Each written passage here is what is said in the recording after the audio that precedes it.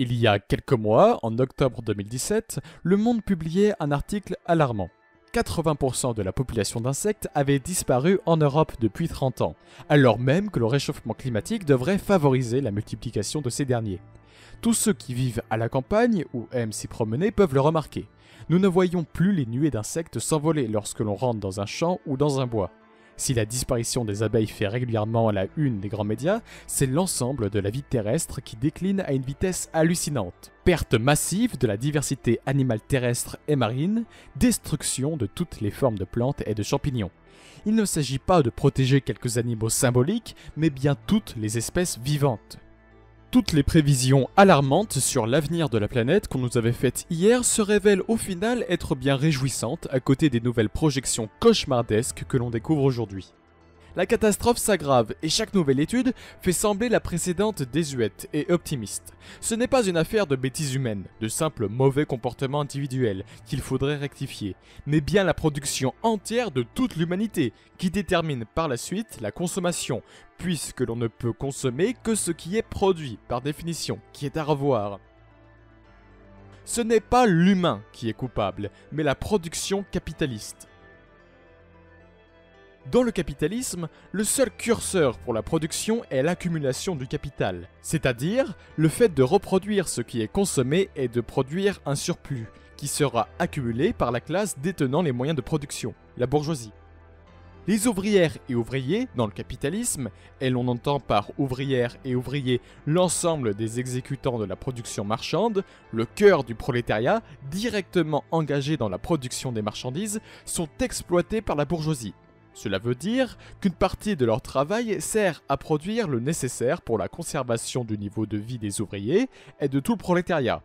Une autre partie est prise par la bourgeoisie, qui en réinvestit une part dans la reproduction du capital, qui donne une autre part aux couches d'encadrement et qui conserve le reste sous forme de profit, qui prend en grande majorité la forme de nouveaux capitaux.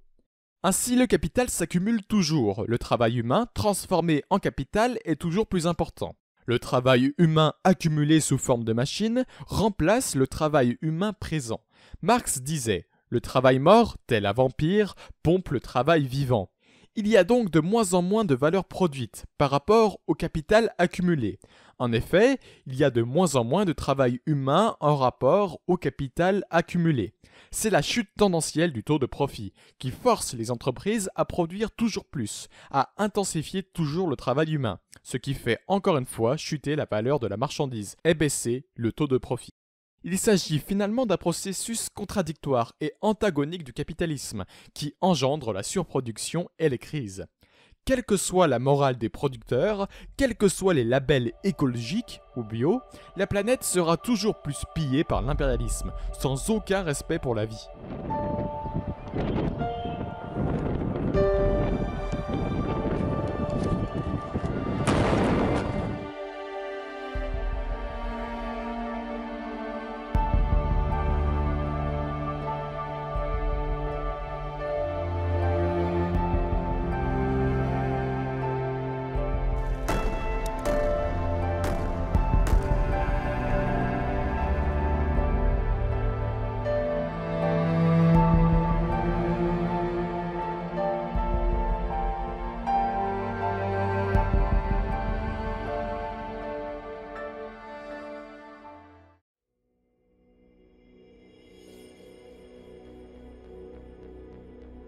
Les premiers à subir les conséquences de la destruction de l'environnement, ce sont avant tout les prolétaires et les nations opprimées par l'impérialisme.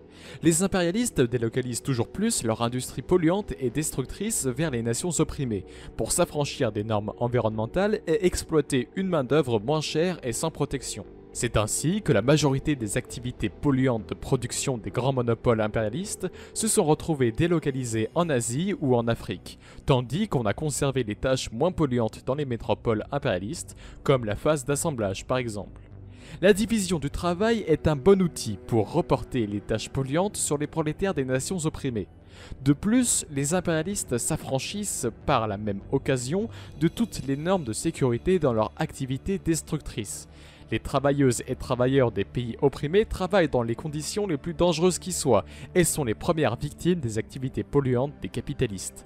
Que ce soit les prolétaires qui travaillent pour Areva au Niger ou encore celles et ceux qui fabriquent du textile au Bangladesh et respirent à longueur de journée les produits chimiques sans aucune protection dans les usines qui sont de véritables poudrières.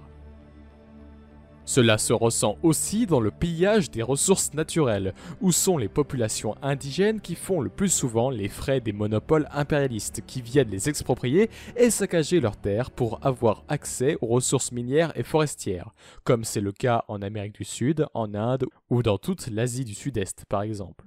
Ils sont en train de tout raser. Actuellement, Bornéo, Malaisie, il ne reste plus que 5% de forêts vierges originelles. Et là, tu es face à un mouvement qu'on ne peut pas arrêter. Il y a tellement d'argent en jeu que rien n'arrêtera ces gens. Rien que le bois précieux qui a été pris en 30 ans, c'est 50 milliards de dollars. Ça fait des gens qui sont des milliardaires. Dans les pays impérialistes, ce sont aussi les prolétaires et les masses opprimées qui sont les premières à faire les frais de la destruction de l'environnement. On le voit avec toutes les maladies industrielles, les maladies dites professionnelles, dont sont victimes les ouvrières et ouvriers de toutes les industries chimiques, mais pas seulement. On le voit aussi à travers l'aménagement de l'espace, avec les plus pauvres se retrouvant toujours plus concentrés dans les zones les plus polluées, les plus proches des industries polluantes, tandis que les riches ont de belles avenues et les maisons à l'abri des grands espaces verts qu'ils font construire et rénover avec leurs fortunes issues de l'exploitation. Les bourgeois peuvent se permettre de vivre dans des quartiers plus propres, plus verts. Ils peuvent se permettre de manger bio et plus sain. Ils s'achètent leur voiture électrique et se font construire leurs belles pistes cyclables à côté de chez eux. Il est ainsi totalement erroné de parler d'égalité face à la question de l'environnement, car ce sont les peuples opprimés et les prolétaires qui ont le plus d'intérêt à un changement sur cette question. Ce changement ne pourra venir qu'en détruisant de fond en comble le système responsable de cette situation. Ce changement ne pourra venir que dans la lutte pour le socialisme.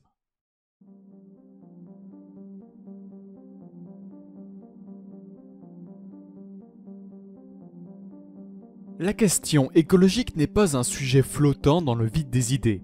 Avant même que les communistes puissent se saisir pleinement de la question dans les pays impérialistes, en France, les masses tentent de répondre à cette question. Il nous faut analyser chaque aspect politique posé par les masses populaires, avec ses aspects contradictoires. L'une des questions posées est celle du changement par la consommation. Considérer le problème de la destruction de l'environnement comme une question de consommation, c'est prendre le problème à l'envers, car il s'agit, comme affirmé plus haut, d'un problème de production. Un changement par la consommation ne peut être porté au mieux que par les franges les plus riches du prolétariat dans les pays impérialistes. Cette position de changement par la consommation est une position avant tout moraliste développée par la bourgeoisie et popularisée par la petite bourgeoisie qui voudrait faire de l'écologie un problème de responsabilité individuelle. Ainsi, défendre l'environnement serait avant tout une question de bien trier ses déchets, manger bio et avoir une bagnole hybride. En procédant de la sorte, on dépolitise la question de l'environnement. On tombe dans le mythe libéral de la demande déterminant l'offre, et donc de la consommation étant le principal, et non la production. On fait culpabiliser les masses à coups de spots publicitaires, pendant que les multinationales délocalisent pour s'affranchir de toute norme environnementale et détruisent l'ensemble des ressources de la planète. Ce qui rend bien dérisoire le comportement individuel de chacun par rapport à son traitement des déchets. Cette injonction qu'on retrouve partout à changer de consommation a néanmoins eu pour résultat de montrer la réalité de l'impasse dans laquelle l'humanité se trouve si elle continue à produire de la manière dont elle le fait aujourd'hui. Elle a détourné l'attention en faisant reposer le problème sur les masses et non sur les capitalistes. Mais les masses ne sont pas dupes, elles voient bien la destruction qu'engendre ce système et elles sont toujours plus conscientes que les véritables responsables. Ce ne sont pas elles, mais bien ceux qui ont le pouvoir qui contrôlent les chaînes de production. Que le problème, c'est ce système basé sur la recherche du profit maximal en un minimum de temps. Un autre aspect de la question écologique s'exprime dans les ZAD. Les zones à défendre comme il y a eu au Testet ou aujourd'hui encore à Notre-Dame-des-Landes.